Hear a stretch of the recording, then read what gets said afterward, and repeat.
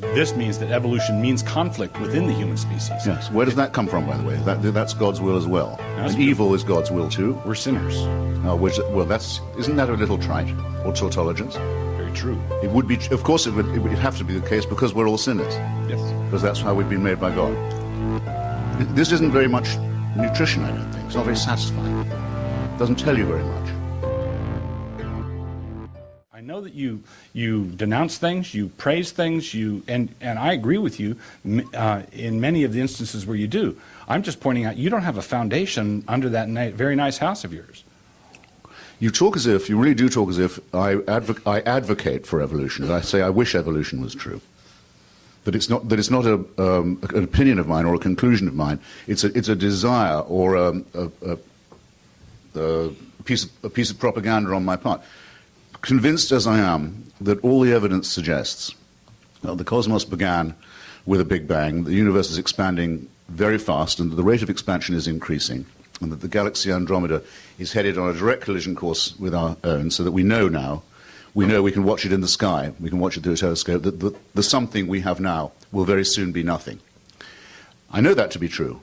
You say, well, then, where does your morality come from? I say, wait a minute, first of all, is this true or is it not? What about the evidence?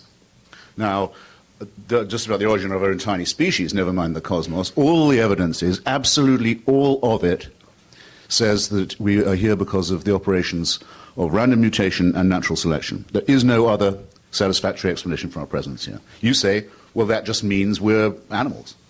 Well, what if it's true? What if it's true? What if all the evidence is in its favor? Then it's not my opinion. It's not my propaganda.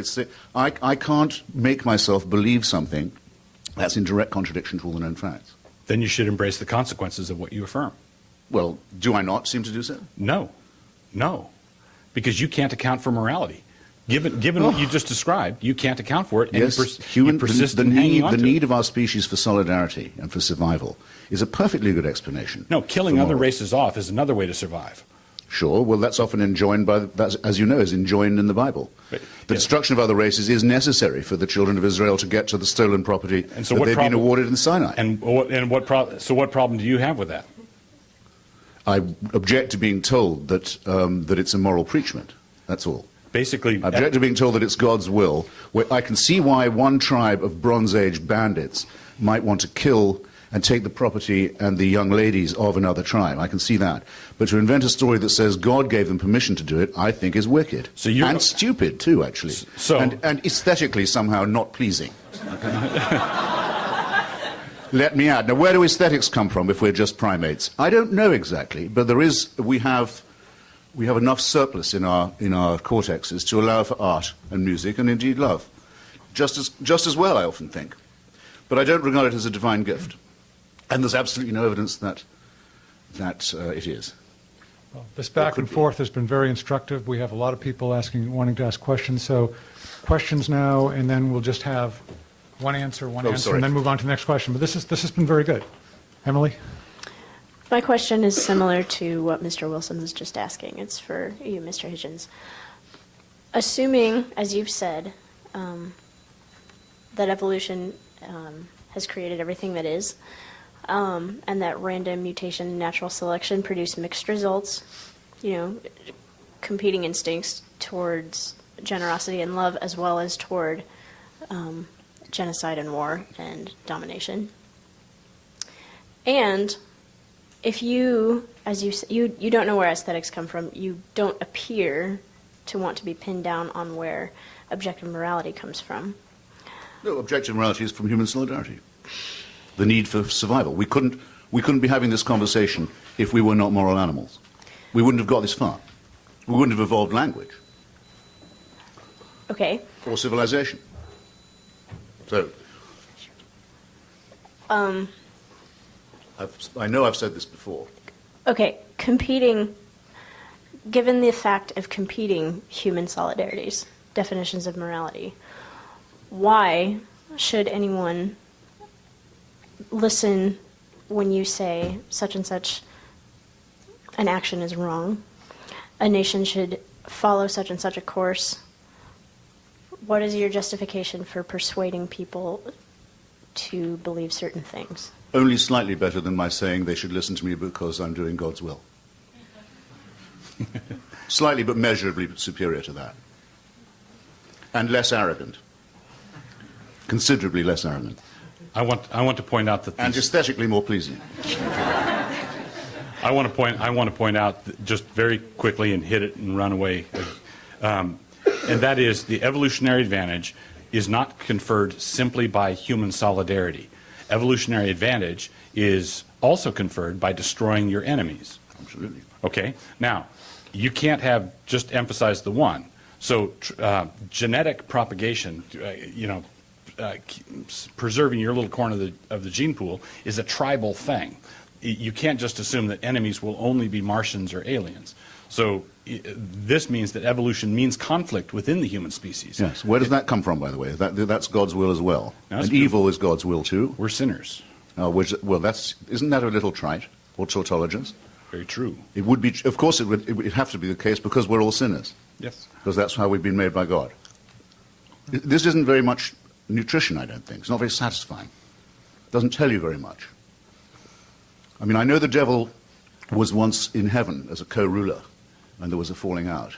But I've never thought that was a terrifically good explanation of the problem of evil either. When we look at the evidence, morality clearly existed before Christianity and even before organized religion. Archaeologists have found Neanderthal burial sites from over 60,000 years ago, showing care for the dead long before the Bible was written. Evolutionary biology explains why traits like empathy and fairness increase survival chances. Studies on chimpanzees and bonobos, our closest relatives, show they console each other, share food, and punish cheaters without any concept of God.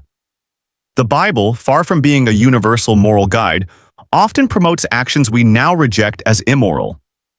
In Deuteronomy 20:16-17, God commands the Israelites to kill every man, woman, and child in certain cities. In Exodus 21, slavery is explicitly permitted. These verses prove that biblical morality changes over time. Christians today ignore or explain away these commands because their sense of right and wrong comes from human empathy and cultural progress, not Scripture. Even in the New Testament, morality is conditional. Belief matters more than action. In John 14:6, salvation depends on accepting Jesus, not on living ethically. That's a moral system built on tribal membership, not universal human solidarity. Hitchens is right. Morality grounded in human reason and compassion is measurable, adaptable, and inclusive. The evidence from history, science, and the Bible itself shows it does not require divine authority. My question is for Mr. Hitchens. First of all, I'd like to thank both of you for showing up and doing this for us. I don't think anyone else has thanked you for that yet, so let me be the first to do so. Please, it's my pleasure, but thank you. You're welcome. Very decent of you. My question is, if your view of morality is that it is innate within humans and is simply a natural process, a natural accumulation of events, then isn't your statement that like genocide is wrong in the Old Testament and evil and utterly despicable, and yet you just told us that you would like to kill those who wish to kill you, who wish to, radical Muslims, radical Christians, whatever. My question is, couldn't morality, like, if morality is evolving, would you agree with that?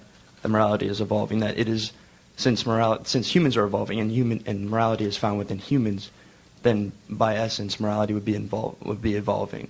Would you agree with that statement? It's what Macaulay called the Whig interpretation of history, that there is an improvement over time in our compassion, that we include more and more people and award more and more rights. But yes, I find I can't say I don't believe that. Okay.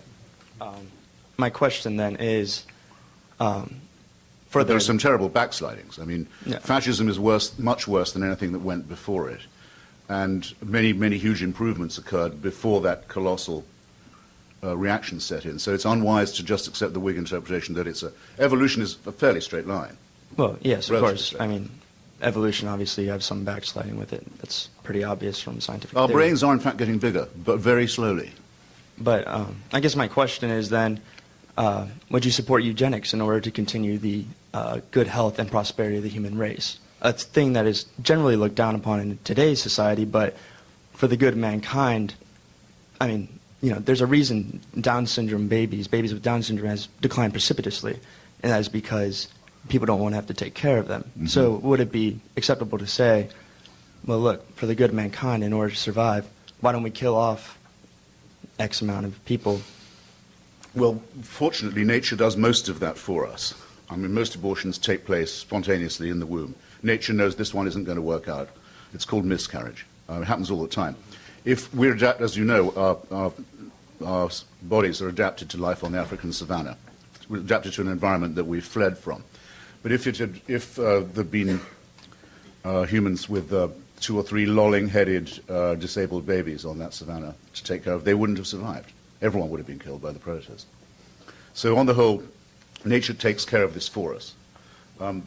I'm not in favor of exterminating the unfit. No, I hope I didn't say anything that would lead you to the contrary impression. And if you ask me, is that just because of some compassion that I couldn't explain the origin of, the answer is actually no. There would be a utility, or not entirely, there would be a utilitarian explanation as well. As when we encounter a terrifying new disease like AIDS. You learn a great deal from combating it. You improve your game in medicine and research. If you treat every human being, however disabled mentally or physically they are, as if they're worth the full value, you gain experiences that are well worth having for the betterment of the species in general. If I could just tack one thing on, just general observation. An atheistic process of evolution means that terms like backsliding is incoherent. Progress is incoherent. There's no such thing as progress. There's no such thing as backsliding. All you have is change. If there is no judgment, is no God, is no standard, is no righteousness, then my perennial question is, by what standard? Only on the fantastic assumption that you can't have morality without religion. A case you haven't even advanced one argument for yet. Morality is subject to evolution just like everything else is. We're going to evolve to the next question. Well, that's certainly true. Religion is subject to evolution as well. Most religions no longer believe half of what they used to preach. I would actually say that was progress. All right, my question is for both gentlemen, and this is because I'm noting an area of ambiguity. So Mr. Wilson first.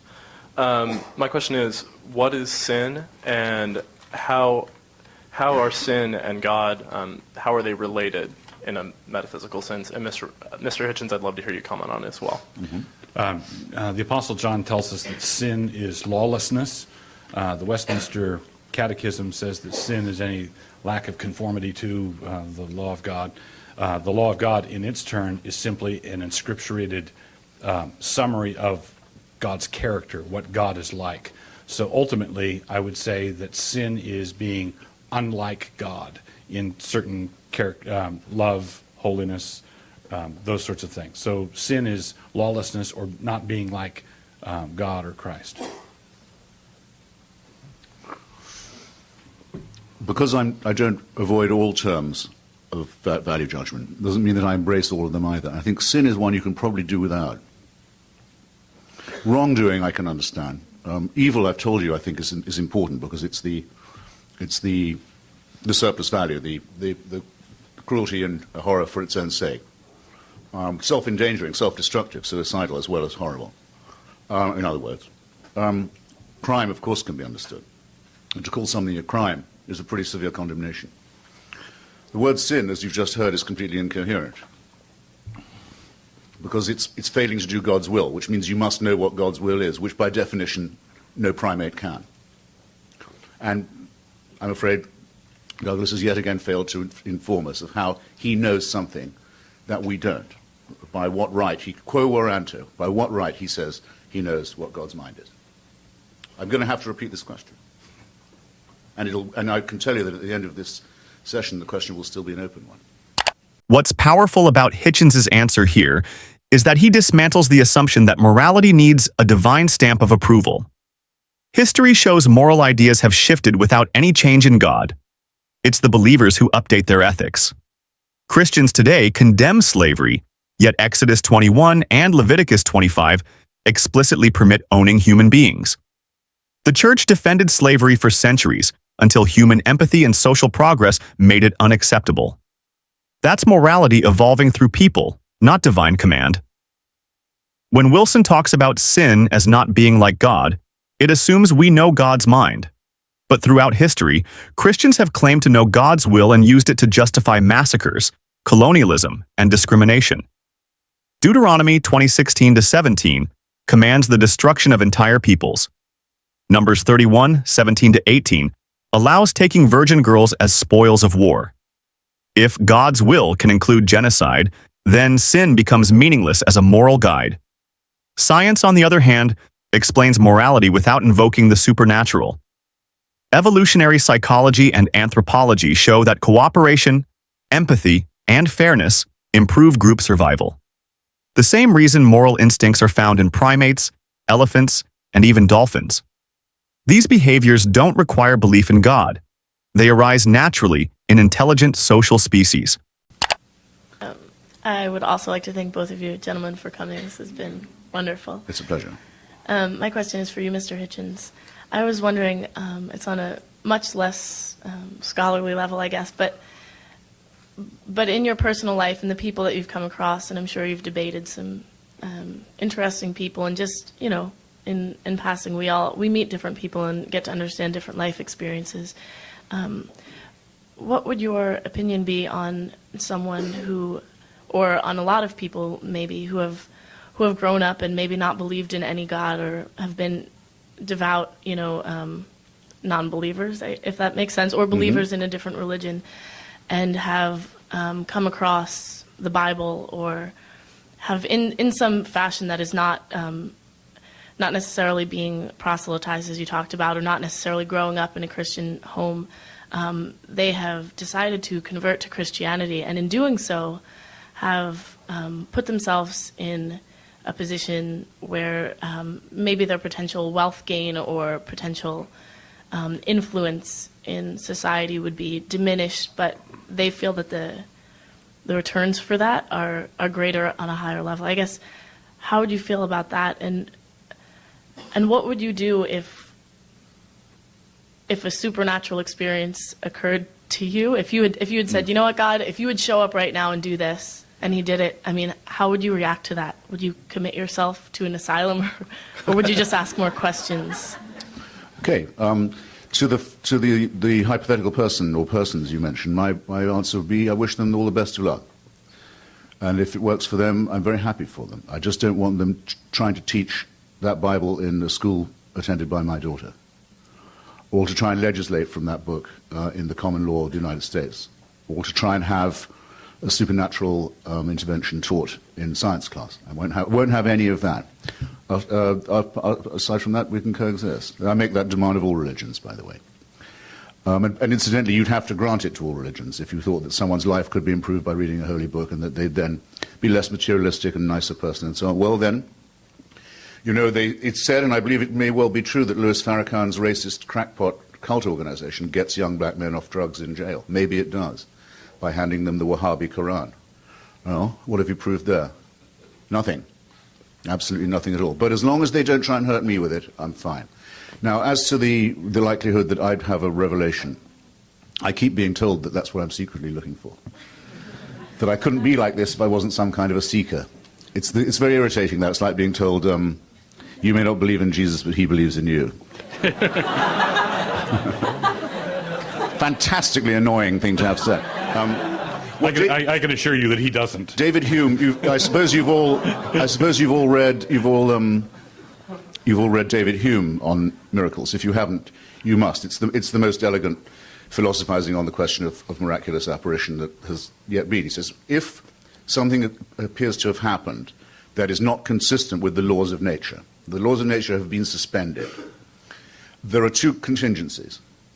Either that the laws of nature have been suspended in your favor, or that you're under a misapprehension. Which is the likeliest? It's always likeliest that you're under a misapprehension. And if you're hearing about this from someone who claims to have seen it, and you weren't there getting it secondhand, the odds that it's a misapprehension is being spread are exponentially increased. So if I heard voices telling me to do something, and that this was on behalf of a deity, I would check myself in, of course. And I hope that you would, if you saw someone in the street raving and saying, well, let's not say raving, that would be to prejudice it. But if someone came up to you and said, you know, I'm on a mission from God today, and I've got various things I've got to do, and I hope you'll help me do them, because God's will has to be done through me. Why is it that you edge away from people like that rather than towards them, if they're on the same bus as you? What saving instinct makes you say, I think I'm going to move to another seat now, rather than say, ooh, I wish you'd share? Why is that? You know very well why it is. I'd like to tack on people who say they're doing God's work are to be distrusted. I'd like to tack on a quick agreement. I agree with Christopher that I don't believe that creationism has any place in public schools. I don't believe that prayer has any place in public schools. I don't believe that the teaching of one religion over another has any place in the public schools. But of course, that's because I don't believe that kids ought to be in public schools. I don't believe that I don't think lockers ought to be. I don't think textbooks ought to be. This question is to Mr. Hitchens. Again and again throughout this debate, you said that morality is innate to mankind, and Pastor Wilson, I feel you've argued on his terms on that particular point. How would you respond to the argument that this innate morality is actually evidence of God? Because throughout no society have we really seen a lack of morality destroy the society. Every single person throughout really our history has had this morality. How would you respond to that?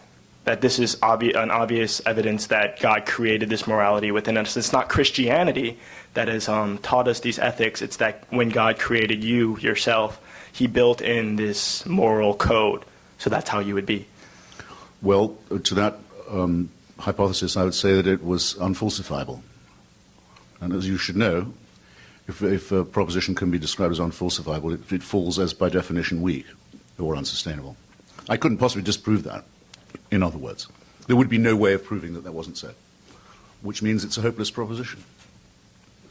It would also leave, but suppose it to be true, then you'd have to ask, well, which other authority is instilling us with the temptation, in some cases the need, to rape, steal, perjure, kill, and so forth?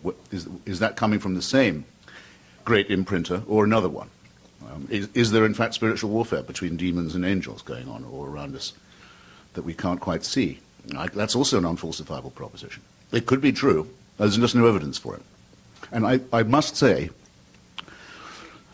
old-fashioned, call me if you will, that when there's no evidence for a proposition, my inclination is to doubt it. There, I've said it. Hitchens' response here cuts to the heart of why God gave us morality is not a convincing argument. If morality were hardwired by a perfect creator, we wouldn't see such massive variation across cultures, nor would we see moral codes in direct conflict with each other.